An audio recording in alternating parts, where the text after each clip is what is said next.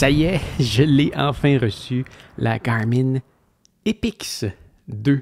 Je l'ai entre les mains depuis presque 24 heures. Je vais te donner mes premières impressions sur la montre et bien sûr, je vais la comparer avec la Fenix 7. C'est pas une critique que je veux faire, c'est seulement mes premières impressions que je vais te révéler juste à l'instant. Alors, c'est parti.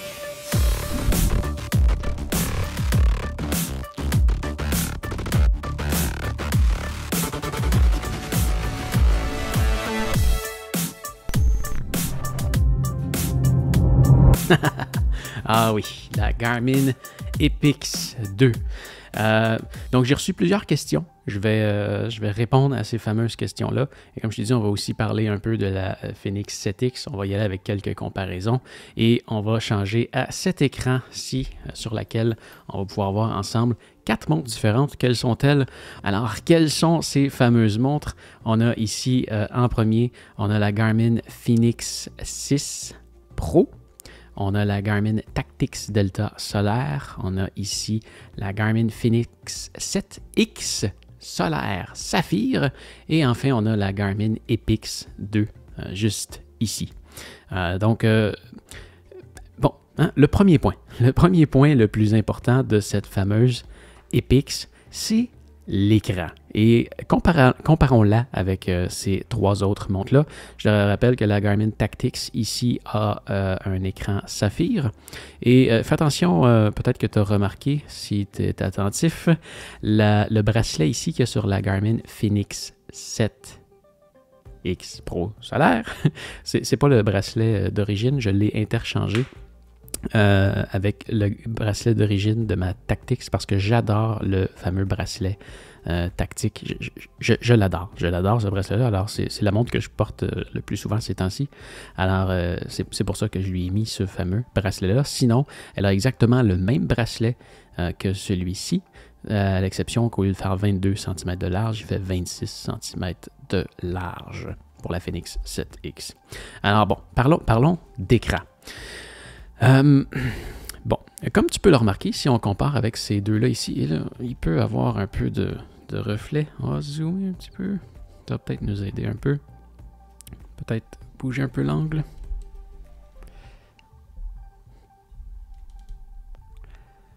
Ça change pas grand-chose. Peu importe, si on lui donne un petit angle comme ça. Ah, ça varie. Bon, peu importe. Donc, ces deux-là ici, tu vois, on a un écran saphir. Et attention, oui, ma Epix 2, c'est bel et bien le modèle saphir aussi. Donc, les 3 montres ici ont le même type de verre. Donc, c'est un verre en cristal de saphir. Le verre en cristal de saphir nous permet d'avoir un écran qui est pratiquement ingraffignable. Par contre, ça nous donne un écran qui est un petit peu plus difficile à lire. Il reflète un peu plus et l'affichage de l'écran se transmet un peu moins bien. On peut comparer ici avec ces deux montres-là. Tu vois que le modèle non saphir, celui-là ici, c'est du Gorilla Glass en fait, est plus lisible. Personnellement, je préfère toujours le saphir quand même. C'est certain que la lisibilité est meilleure sur un modèle non saphir, mais je préfère le saphir parce que je ne veux pas dépenser plus de 1000 $ sur une montre et finir avec une scratch. Ça c'est pas une option pour moi. Donc, je préfère toujours le modèle saphir, mais tu peux le voir, c'est quand même plus lisible quand tu prends le verre en Gorilla Glass comme on a ici. Bon, cela dit, si on regarde sur la fameuse Epix, parce que c'est son point fort, c'est l'écran. Même si on vient comparer ici, les deux ici sont en saphir. Les deux sont en saphir et comme tu peux voir, l'éclairage de l'écran est absolument incroyable. En ce moment, c'est sûr que tu vois, elle vient de retomber en veille. Dès que tu la prends, que tu la bouges, dépendamment des options que tu choisis, dès que tu la bouges, elle va se rallumer.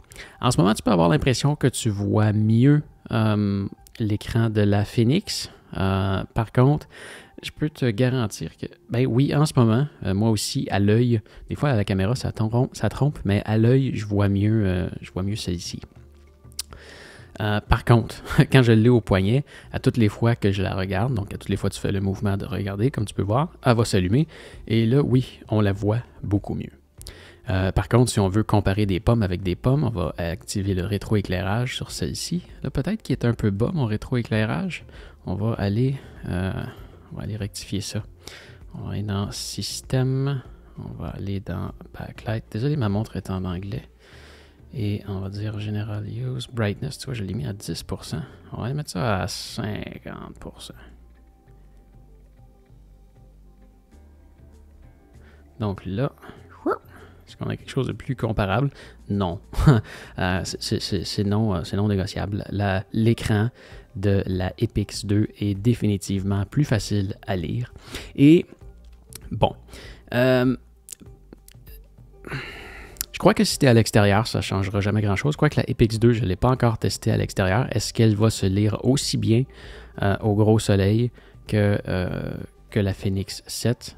À voir, je vais t'en reparler dans ma critique. Par contre, je peux te dire que je travaille dans des environnements plutôt sombres. Je travaille dans mon bureau ici et je travaille toujours les lumières fermées. Et il y a un truc que j'ai réellement apprécié sur la Epix 2, c'est qu'elle est toujours lisible. C'est deux types d'écrans totalement différents. La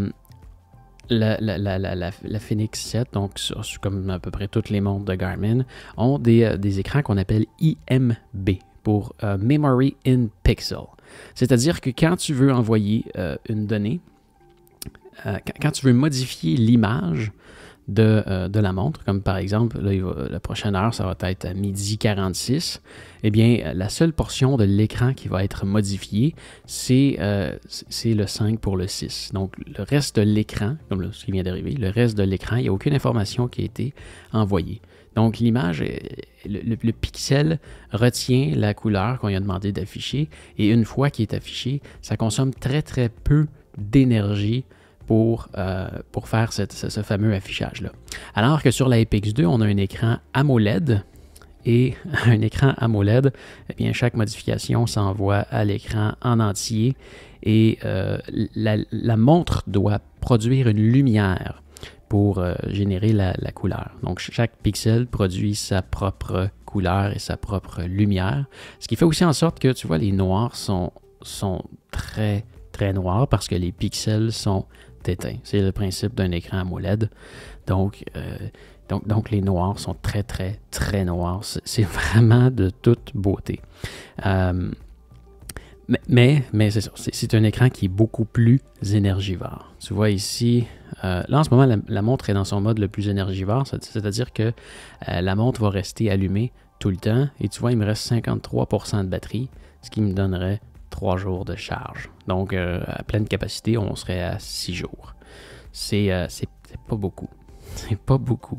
Mais quand même, hein, c'est beaucoup mieux qu'une Apple Watch. On est dans un autre monde. C'est excellent pour le type d'écran qu'on a. Mais comme où je voulais en venir, c'est que comme la montre doit produire de la lumière pour produire une image, dans tous les cas, même si on attend, et là, comme tu vois, elle vient de tomber en mode plus discret. Et tu vois, quand elle tombe en mode plus discret, allons-y seulement avec celle-là, quand elle tombe en mode plus discret, je ne sais pas si tu es capable de voir, quand elle est activée, là, il y a comme une espèce de fond.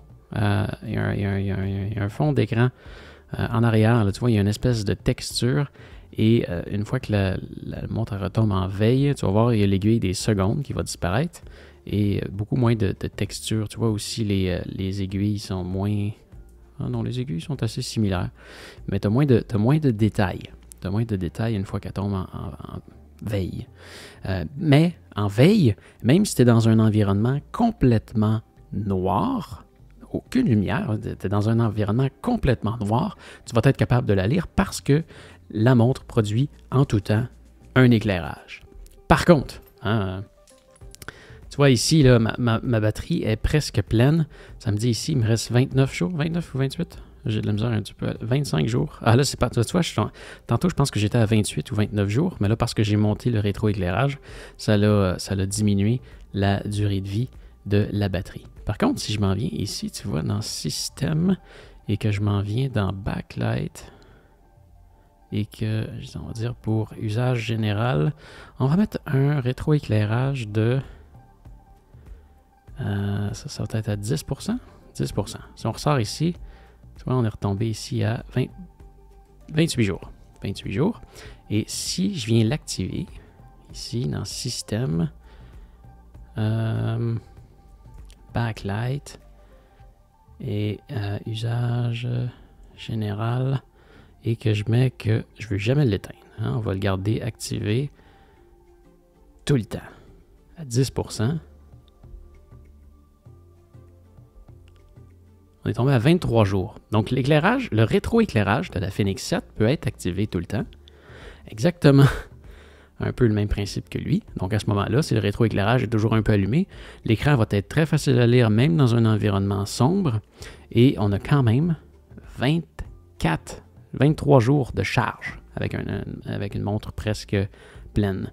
Donc c'est quand même intéressant. Et tu peux l'éteindre en appuyant ici sur le bouton en haut. Mais dès que tu vas appuyer sur un bouton, le rétroéclairage va s'allumer. Là, ça paraît presque pas parce qu'il y a beaucoup de lumière. Mais bref, ça, c'est un des changements qu'il y a. C'est un des changements que tu peux faire pour retrouver quelque chose de plus similaire si la batterie est importante pour moi. En ce moment, je pense toujours que je vais préférer la Fenix 7. Mais définitivement, l'écran, c'est quelque chose d'exceptionnel. L'écran est réellement très beau. Ah, j'ai oublié de mentionner tantôt, quand on parlait de ici, là, tu vois, je disais que il me reste 51% de batterie, il me reste 3 jours de batterie. Par contre, en mode GPS, là, c'est pas si mal que ça. Oui, en mode montre intelligente, là, on passe de 20 quelques jours à 6, mais en mode GPS, ça a quand même assez d'allure. Tu vois, il reste 51% de batterie, il me reste 12 heures de GPS. Donc, on a 24 heures, ce qui est quand même bon. C'est pas la 7X, mais c'est quand même bon. C'est quand même excellent. Je me demandais qu'est-ce que ça allait faire la nuit. Hein, parce que si tu veux lire ta montre la nuit, ben remarque que si je veux lire ma montre si je veux lire ma montre sur la Fenix 7 la nuit, je dois activer le rétroéclairage parce qu'il fait trop noir dans ma chambre pour que je puisse lire l'heure. Donc, je dois activer le rétroéclairage. Alors que sur celle-ci, là, je me demandais, qu'est-ce qu'ils vont faire avec ma montre la nuit? Est-ce que l'écran va s'éteindre la nuit? Bonne question. Et oui. De la façon que j'ai vu ça cette nuit, c'est que moi, je l'ai cédulé de 22h à, je crois, à 9h. Je lui ai dit, tombe en mode nuit et en mode ne pas déranger et tout ça. Donc, automatiquement, à 22h, hier, je me suis couché à 22h10, mais automatiquement, à 22h, il est tombé en mode ne pas déranger.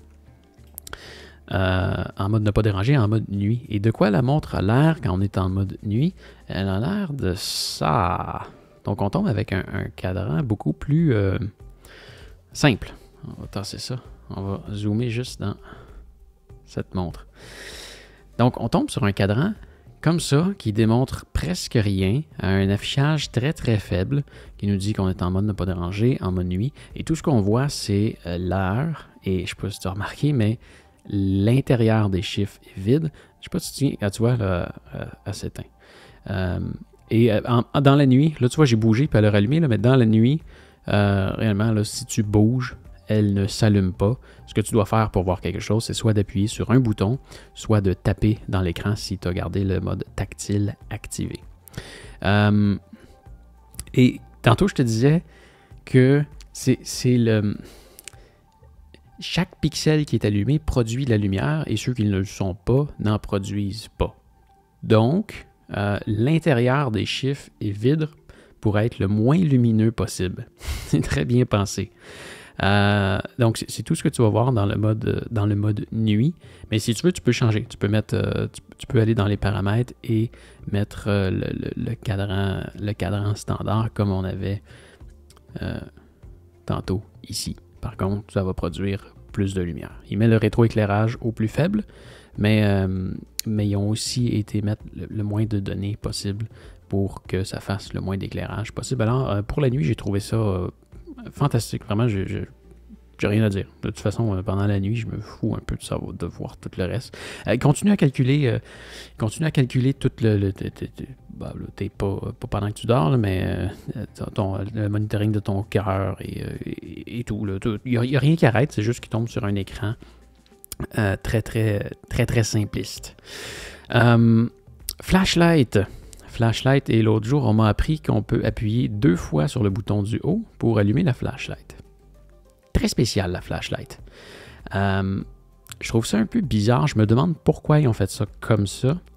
Ça fonctionne bien, mais je me demande vraiment pourquoi ils ont fait ça comme ça, parce que j'ai l'impression qu'on aurait pu éclairer encore plus. De la façon que ça fonctionne, c'est que tu vois, tu as 3 barres. Tu peux aussi aller dans le rouge et tu peux choisir entre 3 niveaux de rétro-éclairage.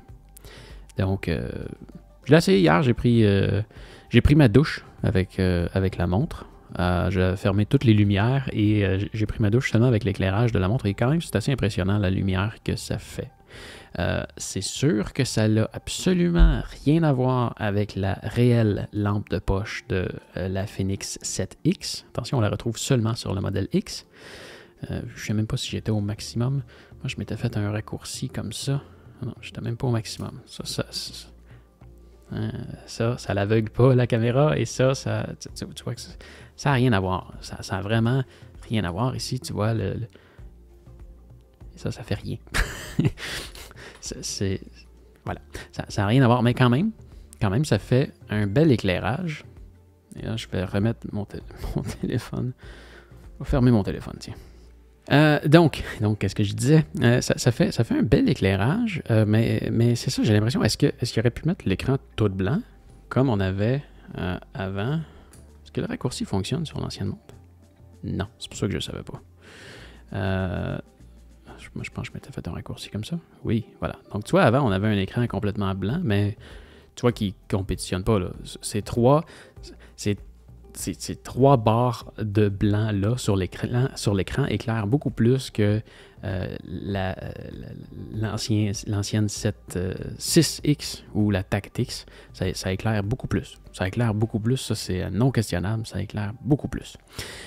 Mais est-ce qu'il aurait pu faire pareil et qu'on ait encore plus de lumière?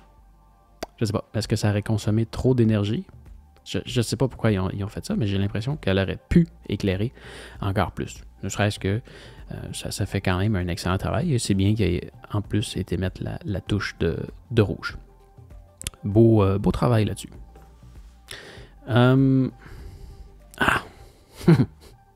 Continuons à parler de l'écran. Je sais pas si tu... Attends un petit peu, je vais aller... Ok, je vais placer mes 3 montres d'une certaine façon pour te le montrer.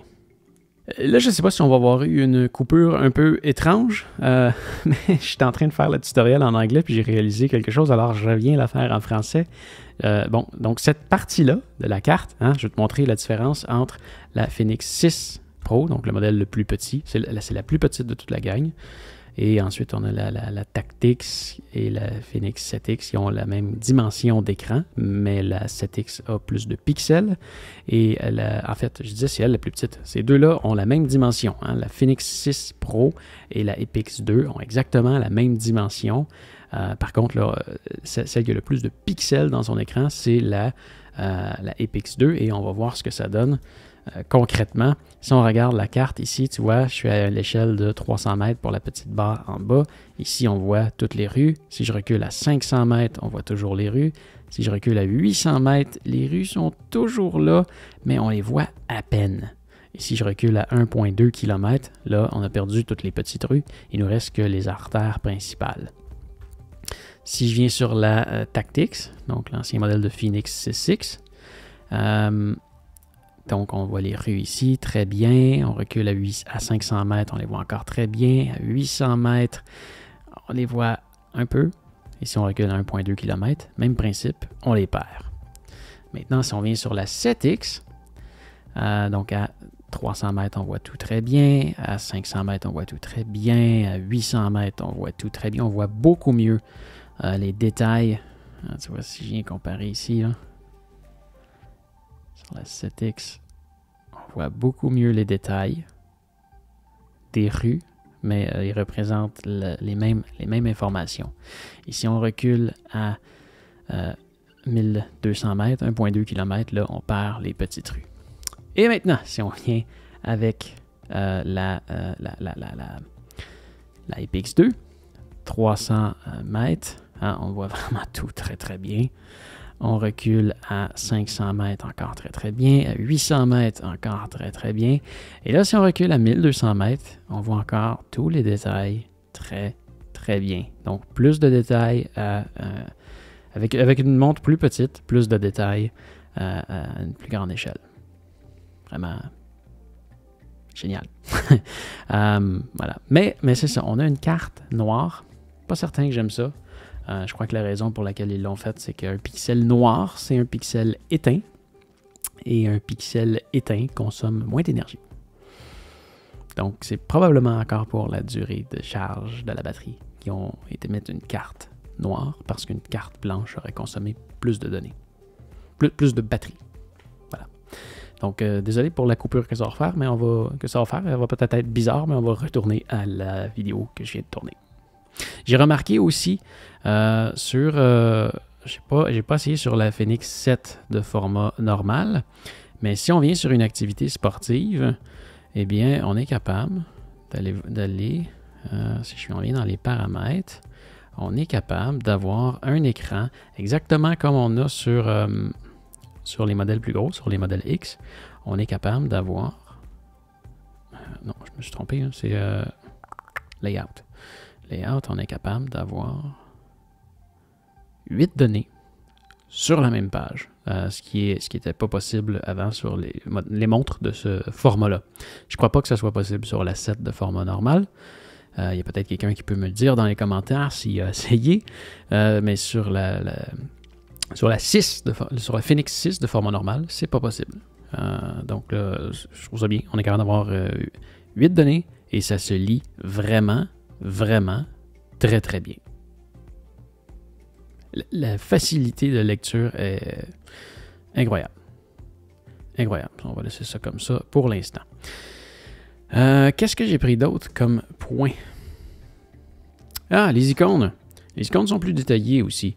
Tu vois, si on vient voir, par exemple, ici, et bien là, tu vois il y a comme une petite, la bulle d'eau, elle a un petit dégradé dedans. Il y a une texture qui est plus grande. Et si je rentre dans la météo, ah oui, je viens de mettre mon téléphone en mode avion pour ne pas être dérangé. Mais tu vois qu'on a plus de détails.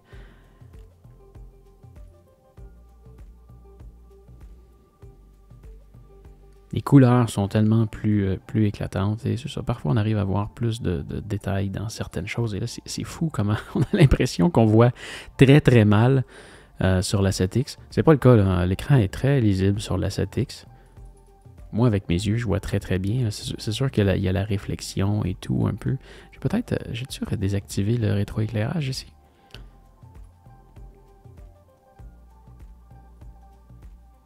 Ouais, c'est sûr, je l'ai mis à 10%. C'est un petit peu... ouais.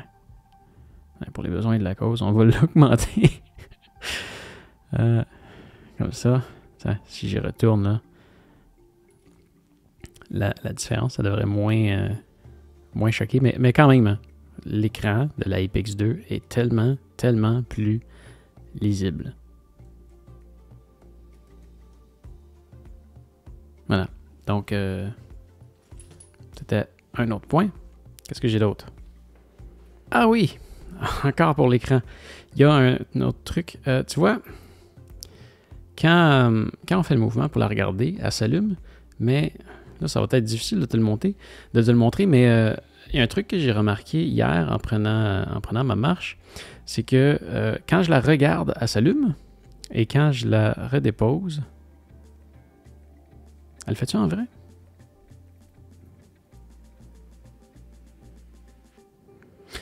Pas en mode montre intelligente, mais en mode montre de sport. Hier, ce que j'ai remarqué, c'est que quand je la regardais, le rétroéclairage s'activait. Et quand je la laissais retomber, quand j'arrêtais de la regarder, tout de suite, le rétroéclairage se redésactivait comme elle vient de le faire là. Donc, ça économise la batterie encore plus. Et voilà, je pense que tout ce que j'ai à te dire aujourd'hui, c'est par rapport à l'écran. Je suis agréablement surpris de l'écran. Je pensais pas que j'allais l'aimer autant que ça. J'aurais vraiment aimé qu'il fasse un format X, comme la 7X. Écoute, pour le reste, là, c'est les mêmes points positifs que la 7X. C'est exactement la même chose. C'est exactement les mêmes matériaux de construction. C'est pareil partout, là. Elle est juste un peu plus petite avec un écran AMOLED plutôt qu'un écran IMB. C'est la même montre avec un plus bel écran et l'écran diminue sa durée de charge. Bon, on a une flashlight sur elle, par exemple. Mais oui, c'est ça. C'est ça. Bon, j'ai eu plusieurs questions par rapport à comment est-ce que de quoi la montre a l'air sur ton bras. Donc, pour ça, on va aller chercher un ruban à mesurer. Je ne vais jamais la montrer à mon bras parce que je trouve que ça sert à rien parce que tout le monde a un poignet différent. Bon, donc si je suis capable de te montrer, mon poignet fait environ 166 à 168, quelque chose comme ça. C'est-à-dire 165 mm que mon poignet fait. Donc voici la Garmin Epix sur un poignet de 165 mm.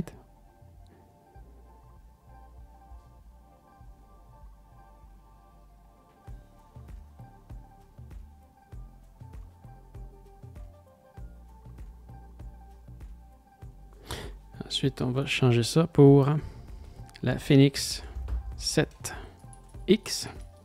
Et ça ne vaudra pas la peine de le tester pour les autres parce que la Tactix, c'est le même format que la 7X et la 6 Pro, c'est le même format que la Epix. Donc ça, c'est la 7X. Ça a l'air de ça à mon poignet.